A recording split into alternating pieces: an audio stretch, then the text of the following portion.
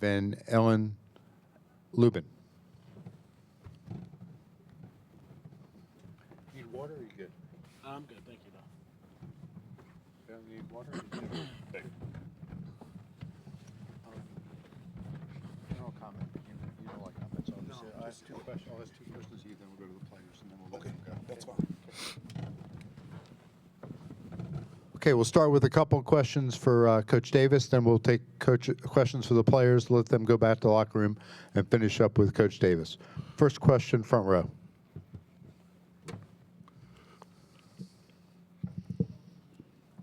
Yeah, Hubert. Obviously, Jalen Withers has the 7 threes, and, we've talked a lot about him, being able to space the floor as of late. But I guess, for him to hit those, especially those 3 early ones, how much did that kind of open things up for you guys? Well, it does. I mean, initially I thought we had really good spacing, a combination of ball and player movement. And one of the things that, us as a group, as a team have talked about is generating good threes. And coming off of, dribble drive, attack of the paint through post penetration, even offensive rebounding. And that's really helped our three-point shooting over the last month and a half. And especially today, I felt like not just Jay Witt's threes, everyone's threes, they were good threes generated by good offense, unselfishness. And as a result, I thought we shot a really good percentage. Reminder to identify yourself and your affiliation. One more question for Coach Davis. Ian Scher, Niner Times. Coach, a lot of the media has you guys on the bubble and not making the tournament. What is your pitch after the win for why you guys should be in the tournament? The pitch is we are focused. We're very fortunate to be successful against a really good Notre Dame team that was a one-point game earlier in the year in South Bend. Our eyes and our preparation is on what is real, and what is real is our preparation in regards to our play tomorrow against a very good Wake Forest team. Okay, questions now for the 2 players.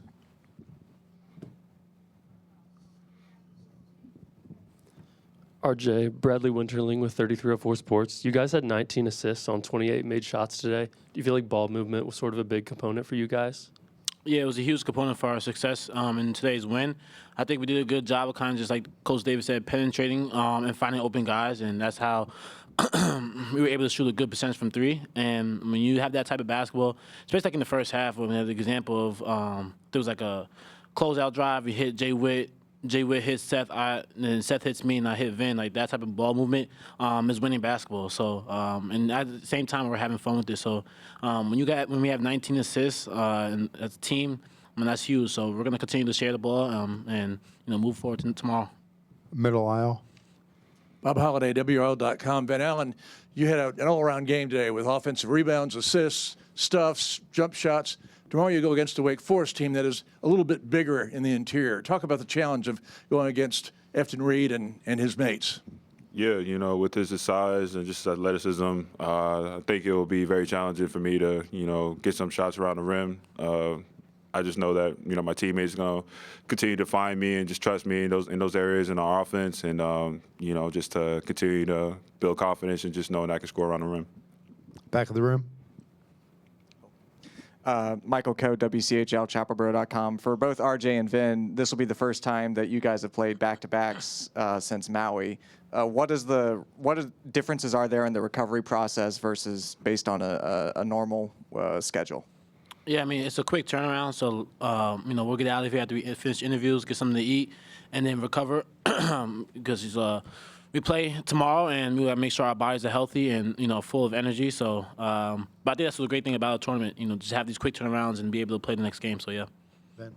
Yeah, like RJ said, just it's a quick turnaround, just to really prep our bodies for a good game against a good team tomorrow. So it's really just trying to fuel ourselves with the right food and just the right rest for tonight and just to get us ready for tomorrow. Back of the room. RJ, Brian Murphy, WRAL. You've been in a lot of different situations coming into this tournament, being a number 1 seed, being on the bubble, knowing you're going to the tournament. What have you tell your teammates before this event about what you guys need to accomplish and what it's like to play in this event? Just have the one game at a time approach. and that's the mentality we have to have. You can't look too, far ahead into quarterfinals, semifinals. You really just got to take it one game at a time, and I think we're doing a good job of kind of just staying in the present moment with that, right? So obviously you hear the noise, you hear, being a bubble team and me experiencing, being the number 1 seed and not making the tournament. It's really just about staying present and understanding that anything's possible and it's March. So and enjoy it at the same time. I think sometimes we could get caught up in, the negative comments and negative opinions. But this team is having fun, and we're doing a good job of kind of staying in the present moment. And, it's been carrying over to our win. So that's really just the main message for the team. Other questions for the two players? Okay, guys, thanks. Head back. The Carolina locker room's open until 5:10. We'll continue with Coach Davis. These two guys will be in the next locker room next to our main line. Auxiliary locker room for those players. Questions there? Coach. Yes, Errol Reach, Sports Talk Radio. Coach Davis, initially, to me, it seemed like you had Drake on Burton. It seemed like that really kind of bothered him initially during the beginning of the game. It seemed like it set the tempo defensively for the Tar Heels. Talk about that, if you will. Yeah, I mean, Drake is a gifted defensive player. He has, obviously, he's very athletic, but he's got tremendous length. He's at 6'7". And so I think one of the things that is most difficult against a scorer, and especially Marcus, who leads the ACC in scoring, is going up against length. And so we just felt like starting the game off with Drake would make it even more difficult for him to be able to score. I mean, Marcus is a great scorer because he's, he can score from all three levels. He can get fouled, get to the free throw line. He can go either direction. But I thought Drake's length bothered him and made him work a little bit harder than usual. Front left. Kate Shoemaker with the Daily Tar Heel. Coach, has there been anything specific you've done in crafting Jalen's shot since he's come in from Louisville? Specifically, his three-point shot? No, I mean, last year he was coming off of his first year with Carolina. He was coming off a thumb injury where he was out pretty much most of the summer. And so, but, Jay Witt he's his most, in terms of being comfortable out there on the floor and settled in his role in regards to what he needs to do out there. His shot selection is great, as I talked about, generating good threes. And it's not just that. I thought his activity defensively was elite. He was rebounding, blocking shots, running the floor, just giving us that veteran experience that this team has needed all season. To our left. Bob. Bob Holliday again, WRL.com. Coach, since you settled on the lineup changes for the Syracuse game, adding Jay Witt and settling on Ven-Allen and Drake, your shooting percentages are way up. Back in mid-February, you were shooting 44% in conference-only games. Now it's 48.5%, I would say, second only to Duke. The three-point percentage, which was a woeful 32% in mid-February, is up to 37%. It's not number 2, but it's like 6 or 7. How have the lineup changes improved your field goal accuracy? I wouldn't attribute it to the lineup change. I would attribute it to the type of shots that we're generating. One of the things that we always talk about is dominating points in the paint through post penetration and offensive rebounding. I think our rebounding numbers have grown a lot over the last month and a half. We're driving, and I think you saw in this game, we're not selling for the good shot. We're making the extra pass to the great shot. And so I just think overall, our ability to create good threes, whether it's through post penetration or offensive rebounding, sharing the basketball, has been the number one factor in our percentage from three rising over the last month and a half. Third row.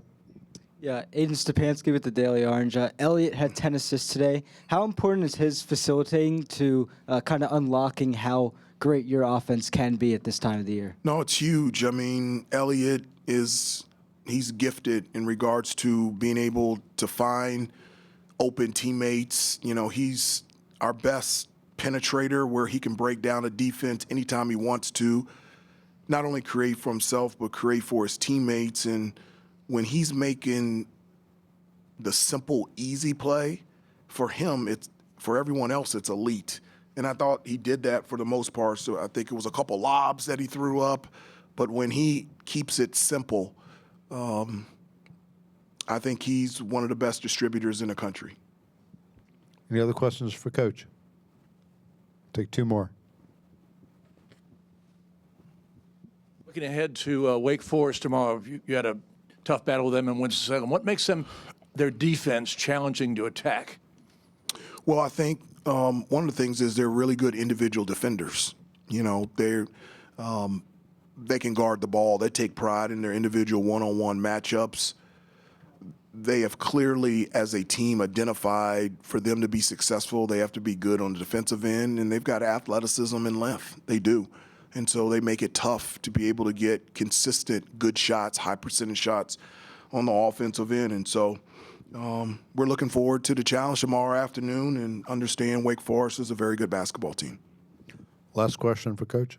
Zach Wolf with the Daily Orange. You guys got 38 points out of your starting pair in the front court. I was just wondering what that sort of does for your offense, especially considering you guys have start 3 guards. But what does that do for your offense when you're able to get that production from your front? No, that's huge because, I mean, I know Jay Witt hit 7 threes, but Ven was dominating points in the paint. Notre Dame went to a switch attack where they were switching everything. And so, you know, we were able to take advantage of smaller guys guarding our big guys down low on the post.